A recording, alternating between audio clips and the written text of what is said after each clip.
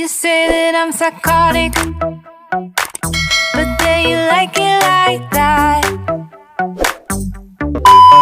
Miftah segera menyelesaikan rapatnya. Dia berencana ingin menyusul istri dan anak-anaknya ke rumah sakit. Walau sudah ada 2 baby sister tetapi Miftah tetap masih khawatir. Sesampainya di rumah sakit, si kembar dan Arjun baru saja selesai diimunisasi karena memang antrian sangat panjang. Assalamualaikum. Sudah selesai semua? Tanya Miftah.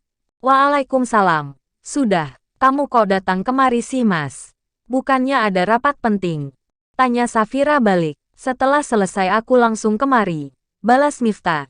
Mif, kamu ada kesibukan tidak? Sela Yongki. Tidak sih. Kenapa? Aku dan Indria ingin sekali jalan-jalan. Kamu mau ikut? Pergi kemana? Aku kalau tempat umum terlalu ramai malas ah. Kasihan anak-anak. Nanti bisa terkena asap rokok dan lain-lain. Ujar Miftah begitu peduli. Ke danau. Di sana ada restoran VIP khusus untuk keluarga kok. Jadi aman banget buat anak-anak. Dari dalam bisa melihat keindahan danau soalnya restorannya memang mengapung di atas danau. Jelas Yongki. Wah, aku kok baru tahu ada tempat seperti itu. Timpal Miftah. Memang baru dibuka. Milik teman aku. Ayo ke sana. Lagian sebagai ibu rumah tangga juga butuh healing biar pikiran tetap waras. Ajak Indria pada Safira. Sesaat Safira menatap ke suaminya untuk meminta pendapat. Tentu saja Miftah ingin istrinya bahagia. Baiklah. Tapi sebelum itu pastikan dulu ada tempat tidak. Aku nggak mau kalau sudah jauh-jauh ke sana ternyata sudah penuh. Sela Miftah memastikan. Aku sudah memesan dari semalam kok. Tenang saja di sana tidak boleh merokok. Karena memang kawasan untuk keluarga dan banyak anak-anak. Bujuk Yongki. Siplah kalau begitu. Lagian sudah lama juga ya kita tidak jalan-jalan. Jawab Miftah. Dengan mengendarai mobil masing-masing, Miftah mengikuti Yongki dari belakang. Bahkan saking terlalu khawatir Miftah tidak berani menjalankan dengan kecepatan yang tinggi. Miftah lama amat, keluh Yongki. Mungkin dia cemas pada anak-anaknya, duga Indria. Tapi jangan berlebihan begitu ah. Kapan sampainya jika jalannya seperti kura-kura? Balas Yongki. Indria tersenyum geli. Sebab memang Miftah menjadi sangat overprotective. Kenapa kamu? Tanya Yongki heran. Aku hanya membayangkan jika nanti Nala sudah besar. Jangan-jangan jika ada lelaki yang mendekatinya bisa ditendang. Canda Indria. Aha. Kalau aku punya anak perempuan juga gitu, tak akan aku biarkan lelaki datang mengganggu. Balas Yongki tegas. Jangan lupa kita juga punya anak cowok. Ajarkan mereka untuk menghormati anak perempuan. Sindir Indria. Itu tugas kamu. Kalau aku tidak yakin bisa telaten. Bisa-bisa malah aku lupa diri dan mengajari Arjun cara menggoda cewek. Canda. Yongki, awas kamu. Mas, ancam Indria serius. Aku hanya bercanda sayang. Mana mungkin aku mengajarkan pada anak-anak hal yang buruk. Tawa Yongki menjelaskan. Setelah menempuh jarak hampir 1 jam mereka sampai pada tempat tujuan. Pertama kali melihat saja Indria dan Safira sudah senang. Sepoi angin bersemilir terasa sejuk. Pepohonan yang rindang di sepanjang sisi danau dan juga tempat yang sangat bersih membuat mereka menjadi nyaman. Apalagi memang tempat itu tidak diperbolehkan untuk merokok sehingga tidak dikhawatirkan untuk anak-anak kecil. Masya Allah, sangat suka tempat ini, ucap Indria senang. Apalagi kalau sudah merasakan masakannya, pasti lebih suka, jawab Yongki. Kamu sudah pernah ke sini mas? Tanya Indria. Iya, saat bertemu klien. Makanya siang ini aku langsung mengajak kamu, jawab Yongki. Ayo buruan masuk. Aku sudah sangat penasaran. Biasanya selera Yongki tidak mengecewakan. Sela Miftah. Miftah menggandeng jemari Safira saat melewati jembatan. Karena kedua anak kembarnya sudah ada yang menjaga masing-masing. Yongki dari belakang memperhatikan hal itu. Setiap kali pergi kemanapun Indria pasti kerepotan menggendong Arjun. Sayang, apa sebaiknya besok nyari baby sister saja? Biar ada yang membantu merawat Arjun. Kalau aku lagi kerja kamu pasti capek, bisik Yongki.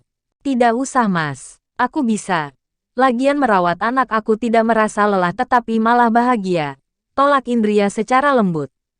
Aku tidak tega melihat kamu yang pagi sudah masak, mengurus Arjun kemudian mengurus aku. Ungkap Yongki terharu. Itu adalah pahala bagiku Mas. Sudah jangan banyak berpikir lagi. Jika memang nanti aku merasa berat sudah pasti aku akan bilang padamu. Bujuk Indria.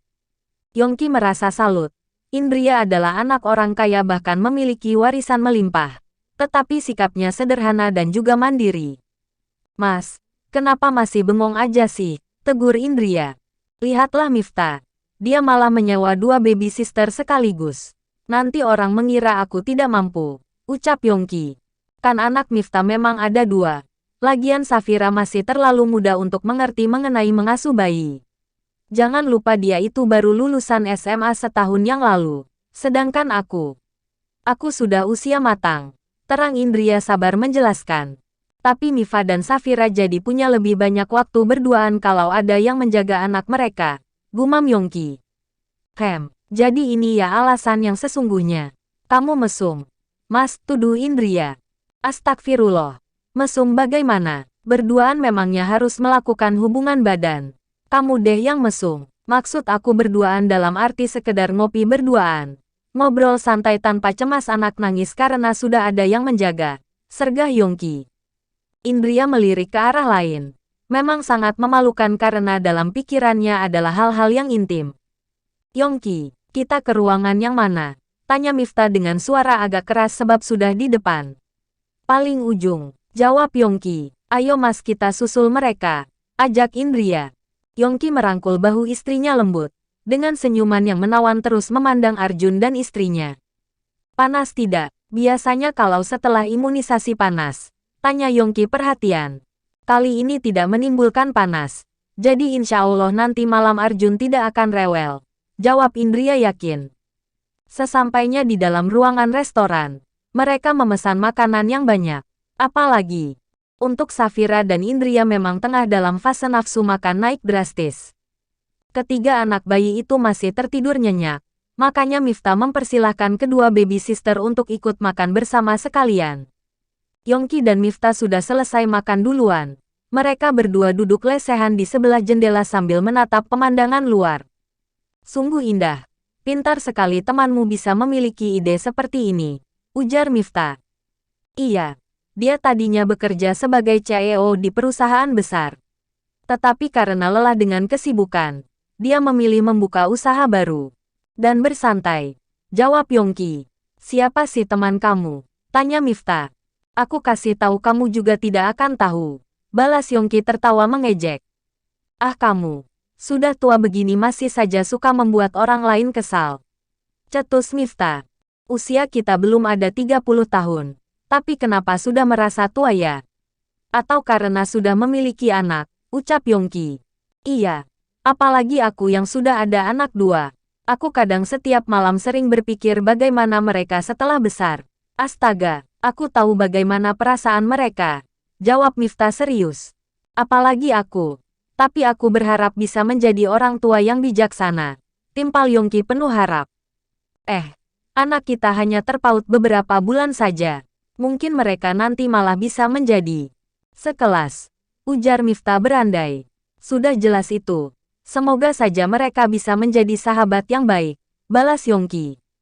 Menurut kamu, jika kelak Arjun dan Nala saling jatuh cinta, apakah kamu mau punya besan aku? Tanya Miftah penasaran. Mereka masih bayi. Jalan mereka masih panjang. Belum-belum kamu sudah mengatakan perjodohan. Tawa Yongki sampai membuat Safira dan Indria juga ikutan tertawa. Yah, namanya takdir siapa yang tahu. Balas Miftah nyengir. Tapi jika memang takdir Arjun dan Nala bersama, aku juga bahagia.